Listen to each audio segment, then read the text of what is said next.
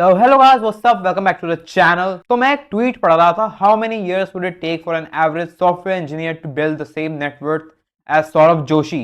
और जिन लोगों को नहीं पता, मैं सीएस पढ़ रहा हूं और यूट्यूब भी कर रहा हूं, और अगर मैंने इस पे टिप्पणी ना दी तो मेरे नॉन एग्जिस्टेंट करियर पे थू है। और मैंने काफी रिटायर्ड लोगों को काफी स्टूपिड बातें करते हुए देखा है। डॉक्टर इंजीनियर को यूट्यूबर जितने पैसे क्यों नहीं मिलते? रोनाल्डो और कोहली को एक बॉल को दूर तक पहुंचाने के इतने पैसे क्यों मिलते हैं? एक्ट्रेसेस को मेल एक्टर्स जितने पैसे क्यों नहीं मिलते?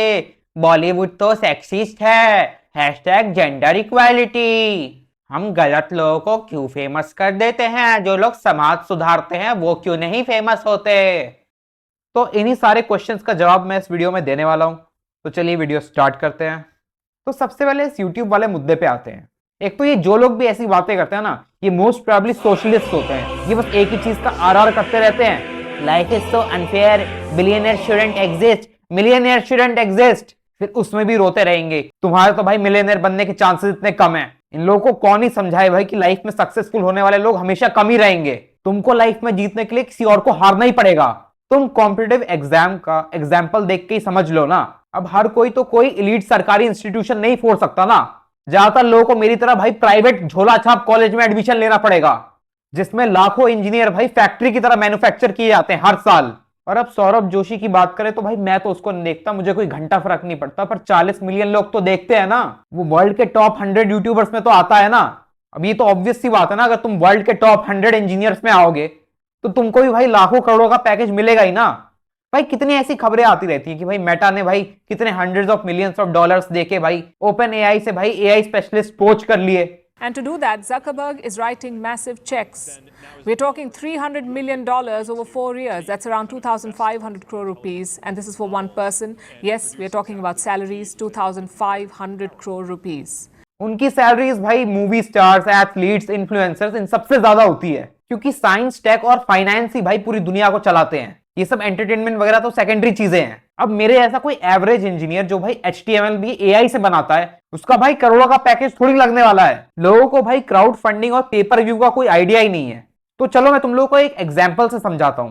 जैसे तुम एक यूट्यूब वीडियो देखते हो, उस पर एक 30 सेकंड का एड आता है, तो तुम्हारा तो कुछ नहीं जा रहा ना, तुम तो फ्री में देख रहे हो, तो उस व्यू की वैल्यू नेग्लिजिबल है। तो जिस क्रिएटर के मिलियंस में व्यूज आ रहे हैं और वो लाखों रुपए छाप रहा है, और दूसरी साइड है हमारे डॉक्टर बाबू, जिनकी भाई कंसल्टेशन फीस ही भाई 500,000 रुपए है, जिनको सेम रेवेन्यू जनरेट करने के लिए महीने में 1,000-2,000 पेशेंट देखने पड़ेंगे, क्योंकि वो तो भाई मिलियंस में पेशेंट नहीं देख सकते ना, वो तो ह्यूमनली पॉसिबल नहीं है। तो भाई अगर तुम चाहते हो ना कि डॉक्टर्स इन्फ्लुएंसर्स से ज्यादा कमाएं, फिर तो एक ही तरीका है भाई कि तुम कंसल्टेशन फीस ही 40-50 हजार कर दो। बट फिर वही बात है ना, कोई हेल्थ केयर अफोर्ड ही नहीं कर पाएगा। इसलिए तो भाई जो डॉक्टर्स एलीट्स को केटर करते हैं वो इतने अमीर होते हैं। वो बहुत सारे एवरेज लोगों को ट्रीट ना करके एक बहुत ही बड़े आदमी को ट्रीट करते हैं। एथलीट्स और मूवी स्टार्स को भी बिल्कुल ऐसे ही पैसे मिलते हैं, क्योंकि लोग उनको देखते हैं, स्पॉन्सर्स अपना पैसा लगाते हैं, लोग वो प्रोडक्ट खरीदते हैं, एडवर्टाइजमेंट होता है, ऐसे इकोनॉमी चलती है। और रही बात यूट्यूब की, भाई लोग सालों साल फ्री में काम करते हैं। तुम भाई अपना टाइम, एफर्ट, एनर्जी लगाए जा रहे हो और तुमको बदले में कुछ नहीं मिल रहा है।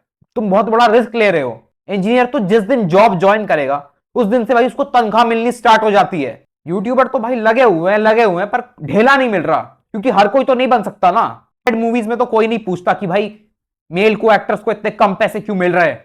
ये कोई पेट्रियार्की नहीं है, बेसिक इकोनॉमिक्स है। इस पर आमिर खान ने काफी अच्छा रिप्लाई दिया था, ये क्लिप देखो। Why Bollywood actresses get paid the same as Bollywood actors? You know, in Bollywood. Karina, do you agree with me? Absolutely. Rani?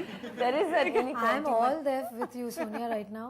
No, we're ganging up on you, Amir. No, please do. The entire society has to change the way they think. No, please do. I have a very good answer for that actually.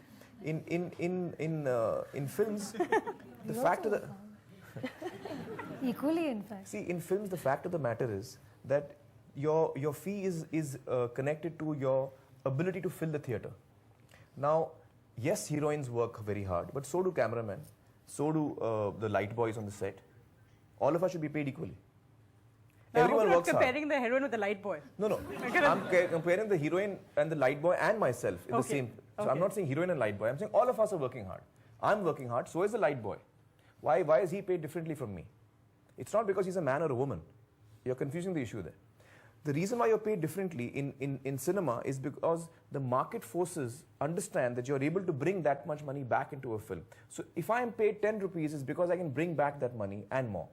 और मेरा last point वही होगा, जब कोई समाज में अच्छा काम करता है या फिर भाई कोई जवान शहीद हो जाता है, तब कोई ना कोई बोलना स्टार्ट कर देता है भाई कि ये XYZ इन्फ्लुएंसर इतना घटिया इंसान होने के बाद भी इतना फेमस है, और ये जो इतना महान इंसान है वो क्यों फेमस नहीं होता। तो भाई मैं तुमको एक ही सवाल पूछना चाहूंगा कि इंडिया के फ्रीडम स्ट्रगल में कितने लोग लड़ रहे थे, उनमें से हम कितनों को जानते हैं, मुट्ठी भर लोगों को जानते होंगे। तो बाकी लोग जो भाई शहीद हो गए, उनका क्या कॉन्ट्रीब्यूशन वेस्ट हो गया? वो भाई फेम के लिए नहीं, स्पॉटलाइट के लिए नहीं, अपने कॉज के लिए लड़ रहे थे। उनका मिशन तो सक्सेसफुल हुआ ना।